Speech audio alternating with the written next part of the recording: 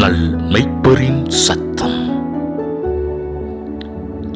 புலம்பல் 4வது அதிகாரம் 22வது வசனம்.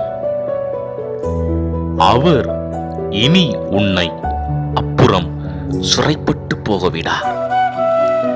கிறிஸ்துவில் மிகவும் பிரியமானவர்களே, தேவனாகிய கர்த்தர் தேவனுடைய பிள்ளைகளுடைய வாழ்க்கையில் காணப்படுகிற சிறையிருப்பை மாற்ற அவர் வல்லமுள்ள தேவனாயிருக்கிறார்.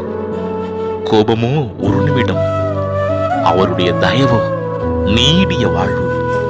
இந்த வசனத்தின் பிரகாரமாக நம்முடைய சிறையிருப்பை திருப்பி நம்மை கனப்படுத்தி தேவன் தந்துள்ளுகிற மேன்மையை நம் கண்ணார கண்டு ஆச்சரியப்படுத்த அவர் தீவிரமாய் எழுந்துள்ளார்.